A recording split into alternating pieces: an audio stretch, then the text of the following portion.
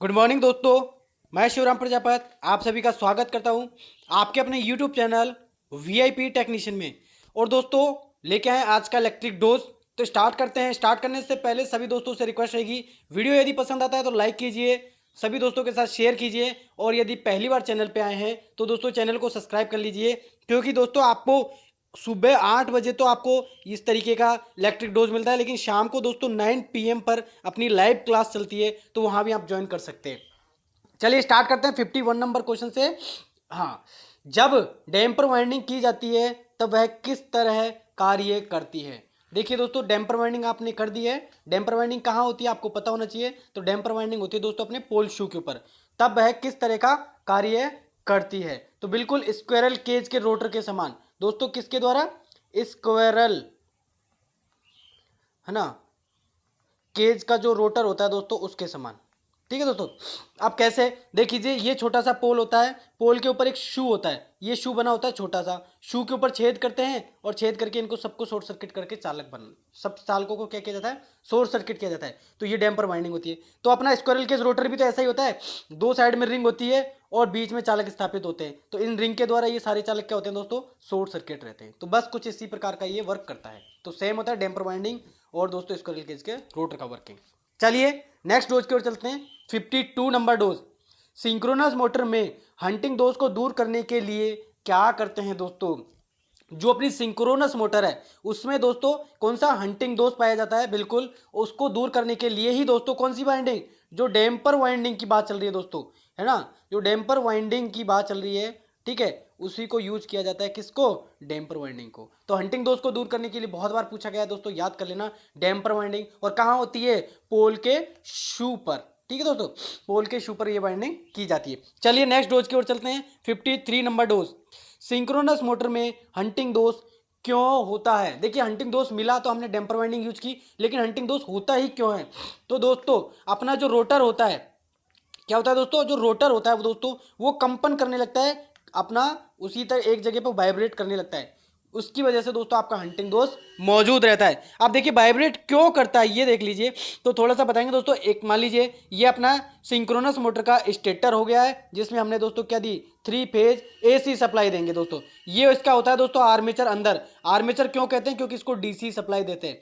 अब दोस्तों यहाँ पर प्लस माइनस फिक्स रहते हैं, इसमें चेंज नहीं होता, लेकिन इसकी प्लस माइनस की डायरेक्शन चेंज होती रहती है। क्यों? क्योंकि भैया एसी तो प्लस और माइनस में बार बार चेंज चलती है। तो उसकी वजह से क्या करता है ये रोटर समझ ही, ये जो आर्मेचर है ना अंदर वाला, वो समझ ही नहीं पाता भाई रनिंग किधर करना है, क्योंकि कभी इधर प्लस बन रहा है तो कभी प्लस इधर आ जाता है, तो बार बार चेंज हो रहा है। तो ये प्लस के साथ प्लस ले लेता है, माइनस के साथ माइनस। तो इस तरीके से कह सकते हैं इनका आपस में कॉम्बिनेशन नहीं बन पाता, उसकी वजह से हंटिंग दोष मिलता है। और उस हंटिंग दोष को दूर करने के लिए हमने डैम्पर वाइंडिंग की थी। तो आपको समझ में आ गया होगा हंटिंग दोष, डैम्पर वाइंडिंग और वाइब्रेशन क्यों किया जाता है। ठीक है दोस्तों। चलिए अगर समझ में आया तो लाइक कर देना दोस्तों वीडियो को। चलिए नेक्स्ट चलते हैं दोस्तों 54 डोज की ओर।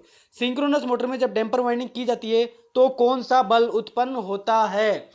देखिए दोस्तों, तो कौन सा बल उत्पन्न होता है? तो दोस्तों ध्यान रखना, ये विरोधी बल उत्पन्न करने के लिए डैम्पर वाइंडिंग की जाती है। ठीक है दोस्तों। अब विरोधी जो बल है उसको उत्पन्न करने के लिए हम डैम्पर वाइंडिंग यूज करते हैं। चलिए नेक्स्ट चलते हैं दोस्तों 55 की ओर। सिंक्रोनस मोटर के क्या क्या लाभ हैं?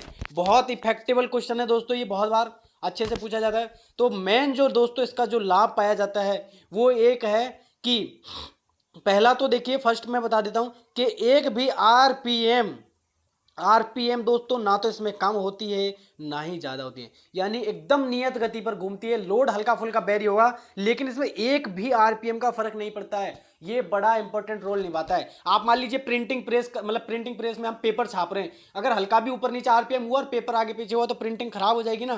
तो दोस्तों सबसे अच्छा है कि इसका एक भी आरपीएम ऊपर नीचे नहीं होता। हाँ, लोड कम ज्यादा होगा, उससे भी ज्यादा इफेक्ट नहीं पड़ेगा। दूसरा सबसे मेन इंपॉर्टेंट जो इसका जो यूज हो सकता है, लाभ कह सकते हैं, कि ये पावर फैक्टर सुधारने के काम आता है दोस्तों। मान लीजिए आपका हाई टेंशन लाइन जा रहा है, पावर फैक्टर में दोस्तों कुछ कमी आ रही है, तो आप सिंक्रोनस मोटर को उसके साथ जोड़ सकते हैं, लाइन के साथ, और पावर फैक्टर सुधार सकते हैं। देखिए लाइन के साथ जोड़ना है, लेकिन सीरीज में या समानांतर में, तो दोस्तों इसको बताऊं समानांतर यानी पैरेलल में। तो पैरेलल में जोड़ोगे पीएफ सुधर जाएगा, पावर फैक्टर सुधार दीजिए। तो बड़ा इंपॉर्टेंट है दोनों ही क्वेश्चन। पावर फैक्टर यदि ऑप्शन में तो पावर फैक्टर, और अगर पूछा जाए कि फिक्स गति है तो फिक्स गति भी होती है। चलिए दोस्तों नेक्स्ट डोज की ओर चलते हैं। 56 सिंक्रोनस मोटर की हानियां बताइए दोस्तों। सिंक्रोनस मोटर की हानियां, तो दोस्तों इसके अंदर क्या अभी जस्ट बात हुई थी, बिल्कुल हंटिंग दोष प्राप्त होता है दोस्तों। हंटिंग दोष प्राप्त होता है दोस्तों किसके अंदर, सिंक्रोनस मोटर के अंदर हंटिंग दोष प्राप्त होता है। उसकी वजह से दोस्तों हम कह सकते हैं कि ये मोटर बहुत ही दिक्कत करती है हम लोगों को स्टार्ट करने में और चलाने के अंदर। ठीक है दोस्तों, तो हंटिंग दोष प्राप्त होने की वजह से इसमें ये लॉसेस ज्यादा होता है। हंटिंग दोष क्यों होता है वो आपको हमने प्रीवियस क्वेश्चन में बता दिया है। चलिए नेक्स्ट डोज की ओर चलते हैं। 57 नंबर के डोज की ओर। कंप्रेसर शाफ्ट में दोस्तों कौन सी मोटर प्रयोग की जाती है। कंप्रेसर शाफ्ट, बिल्कुल देखो दोस्तों बहुत ही शानदार, सिंक्रोनस मोटर को यूज किया जाता है दोस्तों। कौन सी मोटर, सिंक्रोनस मोटर। कंप्रेसर की जो शाफ्ट होती है दोस्तों उसके साथ सिंक्रोनस मोटर को, तो बड़ा याद रखना दोस्तों, बहुत अच्छी मोटर है और बहुत ज्यादा क्वेश्चंस इसमें से पूछे जाते हैं। चलिए आज 58 नंबर का आप देख लीजिए डोज। क्या सिंक्रोनस मोटर सेल्फ स्टार्ट हो सकती है। तो क्या दोस्तों आप इसको सेल्फ स्टार्ट बना सकते हैं। हाँ बिल्कुल बना सकते हैं, क्यों नहीं बना सकते भैया, बना सकते हैं। कुछ जोड़ तोड़ करना पड़ेगा, या तो आप डीसी मोटर यूज ले सकते हैं दोस्तों इसके साथ। ठीक है दोस्तों, या तो डीसी मोटर या पोनी मोटर जो कि एसी की होगी लेकिन इससे ज्यादा स्पीड होनी चाहिए। ठीक है, पोनी मोटर, या दोस्तों आप इसको सेल्फ स्टार्टिंग विधियां लगा सकते हैं, इसको सेल्फ स्टार्ट बना सकते हैं। ठीक है, कुछ चेंजेस करके।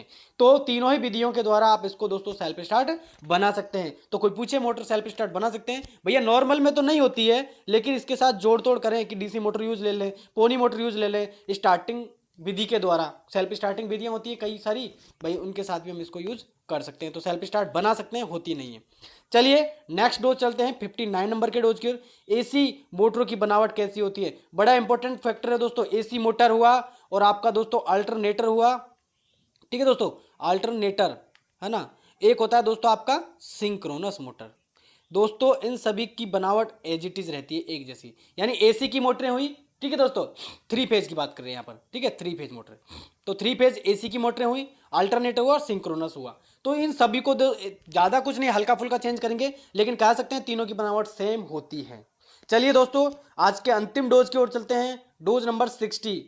कार्य सिद्धांत के अनुसार एसी मोटरों का वर्गीकरण कैसे किया जाता है। तो दोस्तों जो कार्य सिद्धांत यानी जो वर्किंग प्रोसेस है उनके हिसाब से आप एसी मोटरों को 2 टाइप से बांटेंगे दोस्तों। एक तो कहलाएगी आपकी सिंक्रोनस मोटर।